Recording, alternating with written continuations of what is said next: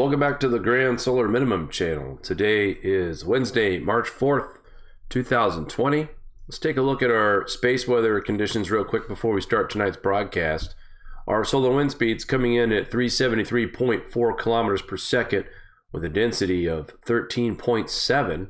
No sunspots to report. That now makes 31 days in a row without sunspots. Take a look at the current view of our sun.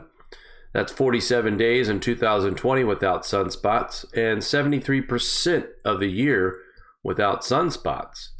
Taking a look at our KP indices coming in at a 2 with a 24-hour max of a 3, and we're still waiting on the solar wind that will be arriving sometime during the 5th and the 6th of March. And let's go ahead and take a look at our space weather station here at grandsolarminimum.com, and we are going to look and see if we have any sunspots to report on in the near future, and the answer is no. We do have a coronal hole that could be a possibility causing some problems here, but very mild, very weak. No bright active regions to talk about, folks. The sun is quiet, and like we've reported now, 31 days without sunspots so far in a row. That's got to be one of the higher streaks that we've seen here lately. With the last spotless streak, I think, ended somewhere in the teens, maybe the low 20s. And then we had the sunspot activity in the first part of 2020, which did eventually die down as well. And now we've had a very, very quiet sun over the past several weeks. All right, so I want to talk about an article that Mari had put up today on our website. Valentina Zharkova's work has been attacked ever since the day it was published in nature.com. And I remember when we did the interview and released the interview with Zharkova, Mari wrote up a fine article as well to go with the video. And our channel received a lot of negativity for sponsoring and promoting the work of Valentina Zharkova. I thought the paper that she put back in June 24th was fair to show where sunspot activity and magnetic connections play a role in our climate. And on top of that, she also attributes why we are warming and how much we warm every 100 years. She also discovered a cycle known as the super grand solar minimum. And the super grand solar minimum, well, that is a cycle of 2,000 years. In other words, a grand cycle inside of a super grand solar minimum is around 350 to 415 years. And there are approximately about 5 of these grand cycles inside a super grand solar minimum period.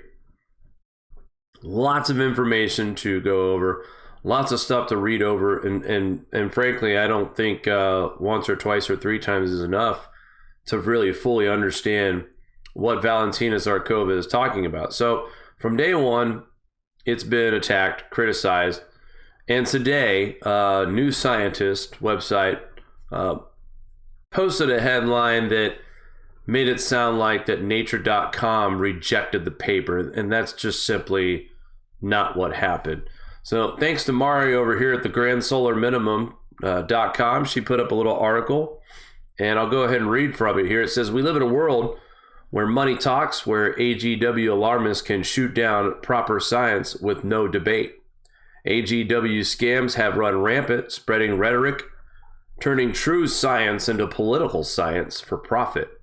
Today, it saddens me to report that Valentina Zharkova's paper, Oscillations of the Baseline of Solar Magnetic Field and Solar Radiance on a Millennial Timescale, has been retracted by the SR editor, Marzalik, without stating any real reason. The reaction is based on a single paragraph in the last section of the paper, not more than 150 words, which accounted for less than 3% of the paper's content. Now, keep that in mind, folks. That's very important. This small percentage, ridiculed, barred no weight enough to change the context. figures, abstract, or conclusions of the paper. This retraction is indeed a denial of new and independent research and a cover-up of important solar forcing that has been missed in terrestrial models because of a reduction of the Sun-Earth distance with a rate of 0.00025 AU per 100 years as reported by Valentina's team. Ever since the paper has been released, Valentina and her team have received major pushback and disrespect by those who disagree with her theories. She has been completely disrespected in the science community. It is extremely disheartening to witness. As you know, we are very fond of Valentina Zharkova and her team. I have seen her be slandered, disrespected by firsthand by people who seemingly did not read the paper in full or did not have the comprehension skills to decipher what the paper even means. There has been so many knee-jerk irrational comments and assumptions in regard to her paper. When it was first released, my jaw was on the floor with how many misunderstood from the beginning. Is this what science has become? A hostile cesspool of hatred, jealousy, sexism, envy, and angst on opinions that differ? Science, where the money talks and big agendas steer what the narrative will be. We live in Orwellian times. I implore you to educate yourself, know your history, and be objective. There is no reason to be scared of natural climate cycles unless your wallet relies on AGW propaganda. Unraveling the carbon tax wealth distribution schemes explains a lot why the science community is suffering. We must take the politics out of science. Right now, science has been overshadowed with useless political science and agenda-based rhetoric. Know the difference. Mari Riley of Grand Solar Minimum News. And here is a direct statement from Valentina herself. The SR editor, Mr. R. Marzalik, retracted our paper without stating the real reason.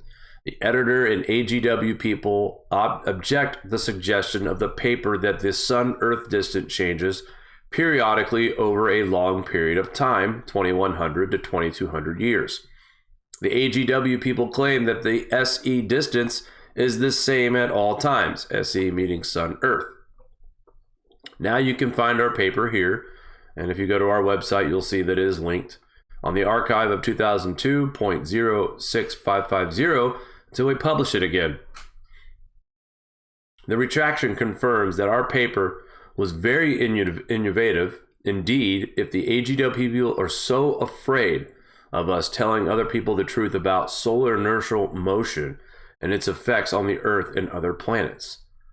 While the current cycle of 2100, 2200 years, which started during the Maunder minimum and continues now until 2700, this means that the sun currently moves towards the Earth until 2700. This in turn will result in extra heating by the sun of Earth and other planets that can account for observed increase of terrestrial and other planet temperatures. The author's objections to the paper retraction were not published on the SR site. In spite, we have sent these documents, so the author documents can be found here, and also we've left a link for you to connect to that as well.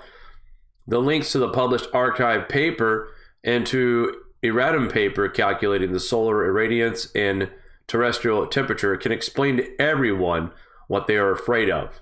This retraction reminds us of the medieval ages because we believe the SR editor did the retraction on not so well explained reason because they try to cover up the important solar forcing input caused by SIM, not considered by any temperature models.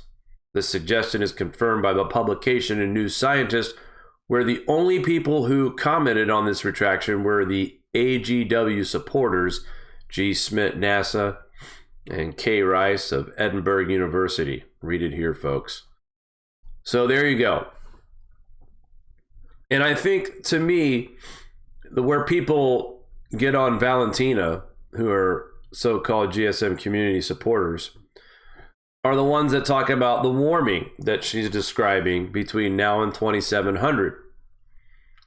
And what I believe is that she's acknowledging the grand solar minimum starting now. This is the very beginning of it. grand solar minimum through the 2055s, maybe further. Okay. And then we start seeing the effects of this SIM, solar inertial motion, as we drive towards 2100. And we don't see the next big grand solar minimum until around, I think it's 23 something, 22, 23, somewhere in that area, right around that area. That's the next grand solar minimum. And then we continue to see the warming towards 2700. Now, not that any of us are going to be around for this, but I think it's worth mentioning that 2700 year is where that increase in temperature, believe it or not, stops. And we see a drop in temperatures over the next 1,000 years to 3,700 approximately.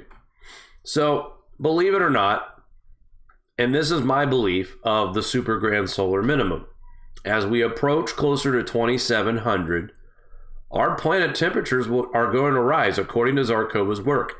Before the rise of these temperatures, we are going to see a cold period like the Maunder minimum, at least to about the maybe possibly Maunder minimum type grand solar minimum. After that, it's to my understanding that because of solar inertial motion, we will see temperatures rise until the next grand solar minimum. And by the time we get to 2700, which will be the end of the super grand solar minimum cycle at that time. I'm sorry, yes, where a new cycle begins in 2700. For the first 1,000 years, we will see some of the coldest temperatures of that cycle, just like we did in the very beginning of the super grand solar minimum, which the Maunder minimum ushered in the beginning of the super grand solar minimum. That is a 2,000 year cycle with 5 grand cycles of 350 to 415 years. Is that making sense, Mario? Are you following what I'm saying here about the 2700 is where the warming stops after the 2 grand solar minimums? I can do a video. I think actually my getting started video, that learning series with the cycles, I think breaks it down. We will see the next beginning of the super grand solar minimum at 2700. And then we'll see 1,000 years of temperatures dropping, and 3,700 approximately to 4,800 is when we'll see, or 4,700 is when we'll see 1,000 years of warming due to this solar inertial motion. So why do you guys think that mainstream AGW propaganda want to hide this anyway?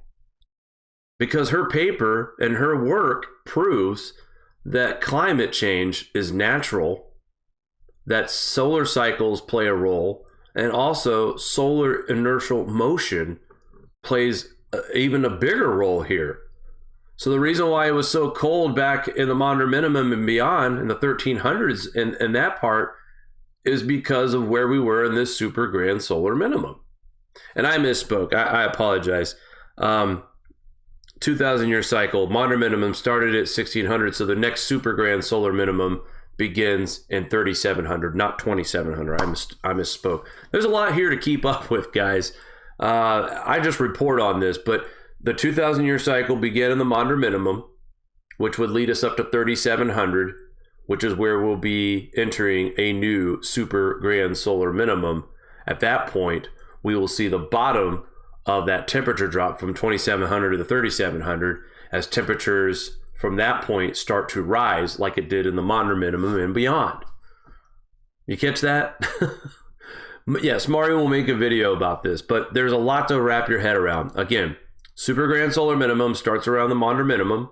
2,000 years from that Maunder minimum into 3,700 is the beginning of the next super grand solar minimum.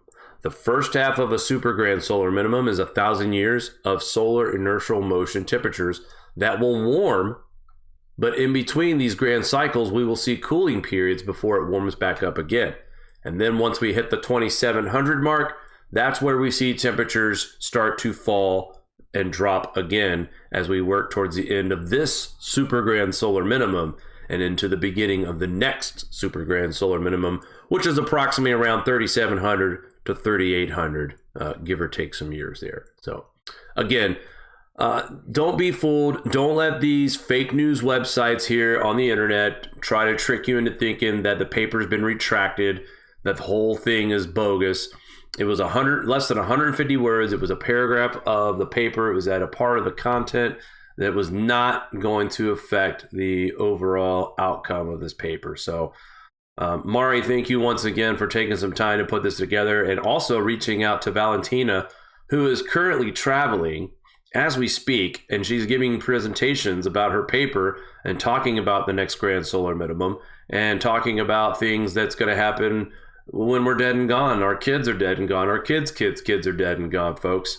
It's all natural. It's all very time consuming. And, we need to know the difference. It's important to know that man-made climate impact is real, but it's a very small percent. It's nowhere near what you're hearing in mainstream and what they're trying to push in the schools and what they're trying to push in the Green New Deal. Oh, by the way, let's go ahead and jump into that. Here I have located a video of AOC, and I'll let you guys preview this just real quick. We won't play the whole thing. It's over 20 minutes long. For generations to come. 1, clean water. 2, climate and community resiliency. 3, healthy food. 4, access to nature. And 5, a sustainable environment. And E, to promote justice and equity by stopping current, preventing future, and repairing historic oppression of indigenous peoples, communities of color, migrant communities, deindustrialized communities, depopulated rural communities, the poor, low-income workers, women, the elderly, the unhoused, people with disabilities, and youth, referred to in this resolution as frontline and vulnerable communities. 2, the goals described in subparagraphs A through E of paragraph 1, referred to in this resolution as the Green New Deal goals, should be accomplished through a 10-year national mobilization, referred to in this resolution as the Green New Deal mobilization, that will require the following goals and projects. A, building resiliency against climate change related disasters such as extreme weather, including by leveraging funding and providing investments for community defined projects and strategies. B, repairing and upgrading the infrastructure in the United States, including 1, by eliminating pollution and greenhouse gas emissions as much as technologically feasible. 2, by guaranteeing universal access to clean water. 3, by reducing the risks posed by climate impacts. And 4, by ensuring that any infrastructure bill considered by Congress addresses climate change. C, meeting 100% of the power demand in the United States through clean, renewable, and zero-emission energy sources, including 1, by dramatically expanding and upgrading renewable power sources, and B, by deploying new capacity. D, building or upgrading energy-efficient, distributed, and smart power grids and ensuring affordable access to electricity. E, upgrading all existing buildings in the United States and building new buildings to achieve maximum energy efficiency, water efficiency, safety, affordability. Okay, so she goes on and on and on and on and reads the entire deal. Folks, go to What's Up With That Barf Challenge. Watch AOC read the entire new Green Deal resolution. Here's the thing. This Green New Deal, to me, doesn't give us any substance. It doesn't tell us. She keeps talking about any infrastructure bill that comes to Congress should include climate change impacts. And this is just part of the problem. This goes to a conversation I had today. I hate to admit it, but I spoke to a gentleman who is a sales representative, and I won't mention the company, but they are selling solar and wind energy because here in the state of New York, by 2025, the governor here wants to have 100% renewable energy flowing in the state of New York. And I asked the guy, I said, why would we want to do that? And he says, well, the fossil fuels are polluting the atmosphere. And I asked him if he realized that CO2 is life. And did he realize that without CO2, we wouldn't have plant growth? And I asked him, I said, do you know how much CO2 emissions were brought down from using natural gas instead of coal and oil? And he didn't know that, which why would he, right? He's not interested in those kind of stats. But I told him, I said, this is important. If we did more fracking with natural gas, and safe fracking, that is, we cut back in 2017 of 2.9% of CO2 emissions. Now, again, I believe in clean water and clean breathing air. And I believe that CO2 does not impact the climate like people like AOC and others, and Bill Nye and Al Gore, who are trying to explain to you that CO2 is causing climate change. And I tell you what, I've surrounded myself with some brilliant minds. David Birch, the Starman, Scott Rose, Joe Bastardi. I watch people like that. And there's hundreds of people that I watch, and I apologize if I didn't. Lee Wheelbarger, of course, the person who really mentored me in this subject. But I take something from all of these folks, and they show me different pieces of the climate situation and how things are affected. Scott Rose does a great job at describing the 3.6-year cycle. Joe Bastardi called the heating plateau that we're facing right now with that UAH. He called this over a year ago. And I remember looking at the screen thinking, you're nuts. He agrees with everything else that I say that I agree with. So Bastardi and I are eye to eye on everything weather. And then he makes this comment about the UAH temperatures, the plateau being somewhere where it is right now. And like I said, I thought, wow, this guy's off his rocker. No, he's right. He called it. So people like that, and of course Starman, who helped me understand ocean oscillations, especially El Nino. I gain a lot of knowledge from him on that. But putting all these things together, folks, and then you got Valentina Zharkova as well. You can't forget John Casey. But when you put these people's research and put it all together, yes, it's a very long, drawn-out cycle. It's nothing that happens overnight. It's very time-consuming, and it takes time. Cooling is decadal. That's what I've learned. And right now, what we're looking at here is no different than what we saw back in March of 16, and look what happened after March of 16. We cooled off pretty good, from 0.86 all the way down to 0.11 in just 2 years.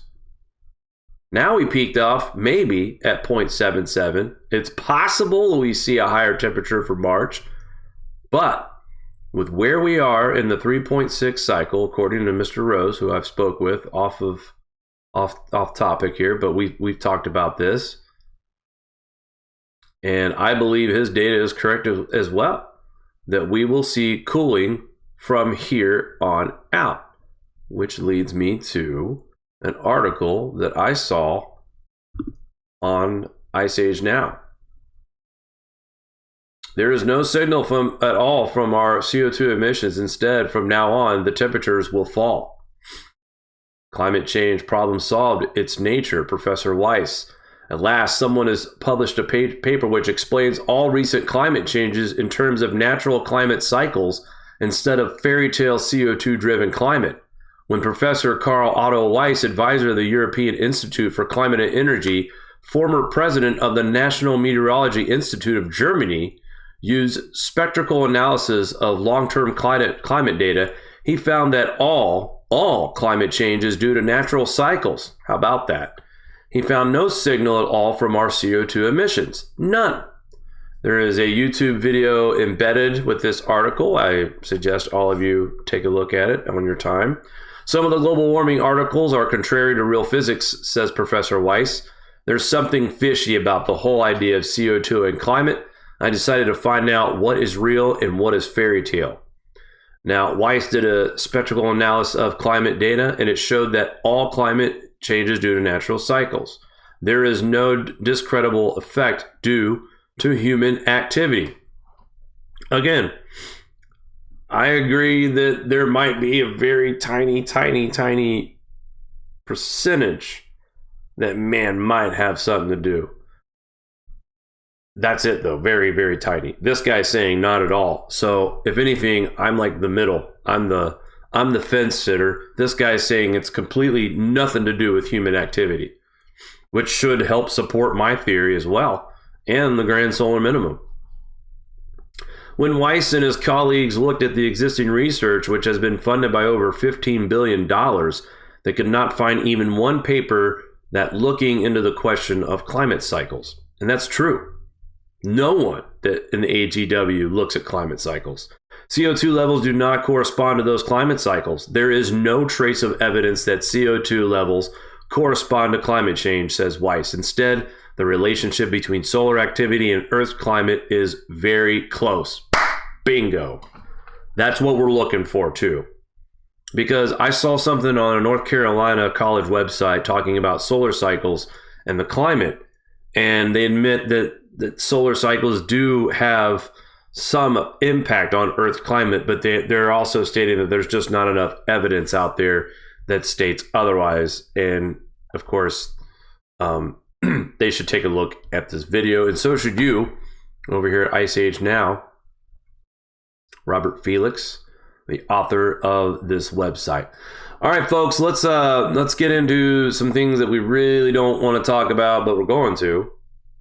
Right now, currently, this is what's going on at the coronavirus website updates. It's been blank now for the past 20 minutes. Finally, it's back up. Good news. All right, I thought maybe something funny was going on. Thankfully, it's not. Where do we sit right now? Well, total confirmed is around 95,266. That's pretty low. When you consider the population of the world, that's considered low. But if you're skeptical about any of this and you don't trust the data that's coming out of China and Iran, well, I don't blame you. And also another area to watch will be India as well. They have a population of about 1.7 billion. We're already starting to see cases sort of spread here in the US, nothing major.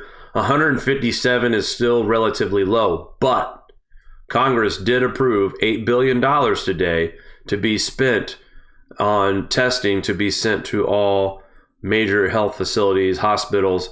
I've been told today that over 1 million tests have been sent out to state hospitals all over the United States. So over 1 million tests. Folks, that still is not enough. There's over 300 million of us here in this country. So 1 million tests will get the ball rolling. We will see. Hopefully, right now, the United States government is telling us that there is a low risk of coronavirus spread if you are a healthy young adult. If you have pre-existing conditions, they used to use the combination of the age and pre-existing. Now they're saying elderly and people with pre-existing conditions are more at risk with coronavirus than folks who are in their 30s and below, who don't have any chronic illnesses, who don't have any health ailments. You're safe. Kids, right now, so far, we haven't seen any problems with children contracting the disease and dying from it. So that's good news too. But I thought it was important to give a little bit of an update because they're starting to get a little bit more attention on mainstream media between the talk of how many people are infected, how much will this number go up in the next week or two here in the US. If you've been keeping track, today's Wednesday, since Sunday night, we had around 85 cases. We have jumped up over almost 80 cases now, about 70 cases plus in the last 3 days. So a little bit of an uptick. That 87 count we had was for a couple of weeks. And then in 3 days, we gained about 70 plus cases. So a slight increase of infection here in the US, but South Korea has jumped. It's soared to 5,600. Italy has soared to 3,000. Iran is just below the cusp of 3,000. Japan, another country that is showing slow outbreak, but that is partially because Japan shut it down. There's no baseball games might be canceled. Schools canceled for a month.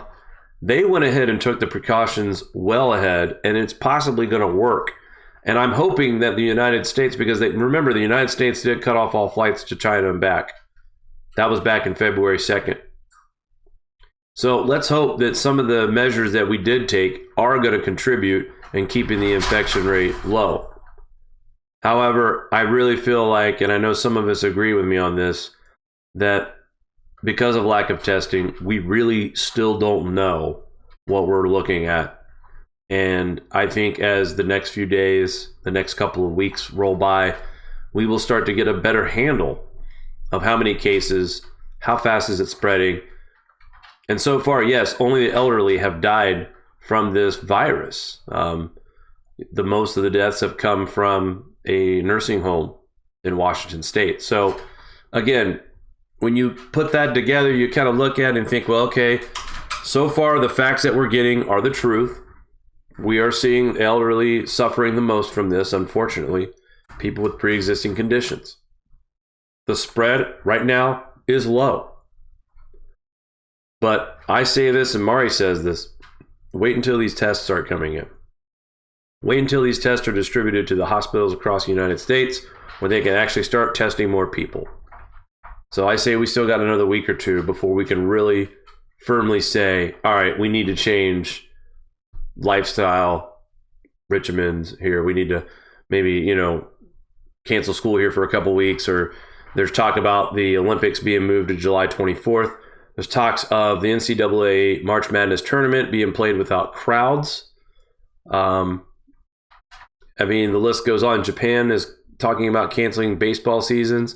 The CDC has already prepared us and warned us about possible school closings throughout the country, and maybe even missing some time at work, not because you're sick, but because as a precaution, if the spread starts to gain any kind of speed or any momentum.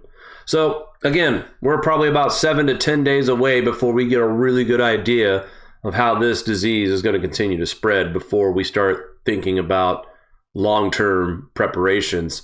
I know we have a somewhat decent prep already started. We've been adding to it as well. We'd rather be safe than sorry. Mari says it all the time. We'd rather err on the caution side of things, because the last thing you want to do is get caught with your pants down around your ankles, basically. So, yeah, we know you'd like that. But anyway, all right, let's take a look at our GFS report. Not much different from this morning. Lots of rain to talk about in the south. And actually, when you think about it, the rain for the next few days in the south, we're talking about 4.5, 5 inches of rain. Localized areas, maybe 6, 7 inches, but that's almost in a month's time. So it's not that terribly out of, the norm, I guess. But we got some weird moving storms here too. There's a light snow chance on March 6th. That's still showing up on GFS.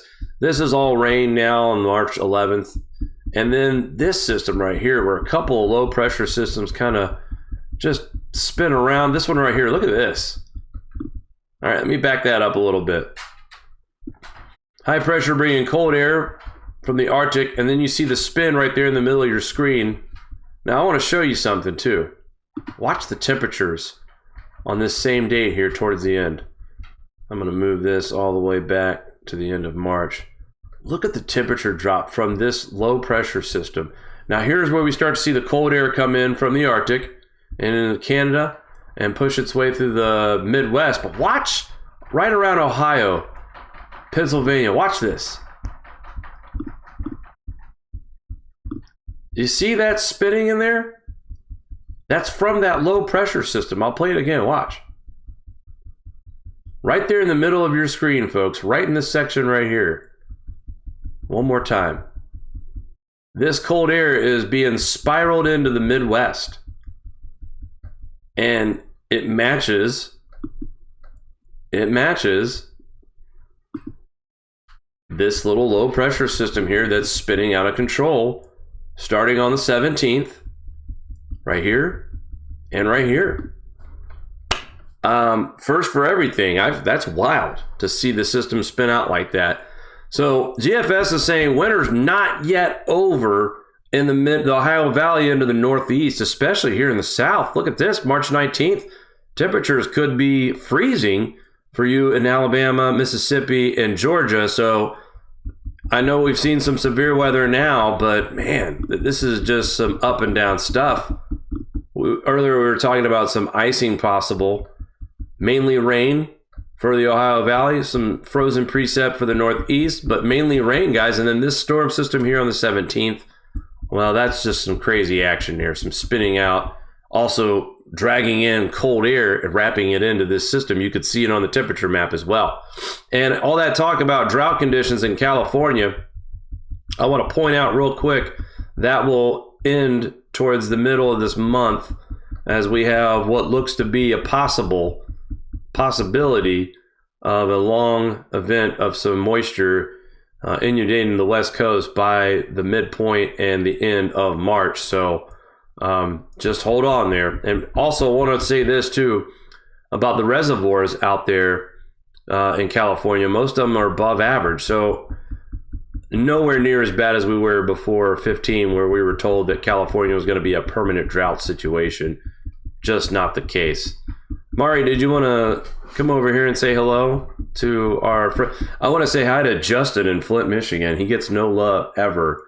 And watch out, buddy, because there's some rain and snow coming to Flint here at the mid part of the month. And once again, at the end of the month, you'll just get rain. But we might get that snow. Mari? You want me to go over there? You don't have to. All right. I want to see with that camera. Turn that damn camera off, G. Oh, my God. All right, that's fine. I am not like, I'm a radio voice. Dang it. I'm in my robe. Yes, I took a nice bubble bath and I'm in my robe. Like, come on, I don't want to be on camera. Well, maybe you should dress for the show. So, when you asked me about the timeline, I wasn't even listening to what you said. Of course not. I was modding the chat, Jake. So, you were right when you corrected yourself. Good. So I can definitely go over her paper again, but I do believe the Solar Cycles learning series covers a pretty decent timeline, and that's her timeline. There's many different timelines that overlap each other, so don't confuse that with other cycles. Matt is in the chat. Richard. Let me just, I was in the middle of pulling up something and I'm having issues. Oh, I told everyone in the chat, thank you, YouTube, for limiting us again. Well, you're not allowed to tell the truth, I guess. But it's apparently, I've reached out to YouTube and they said that I need to train the algorithms. How funny. So, gosh, wish me luck on training Al Gore. Rhythms. But it was interesting when Jake sent me that screenshot showing me that Valentina's paper was officially retracted. My heart sank because I've witnessed her battle that and deal with a lot of sort of slanderous attacks on her paper.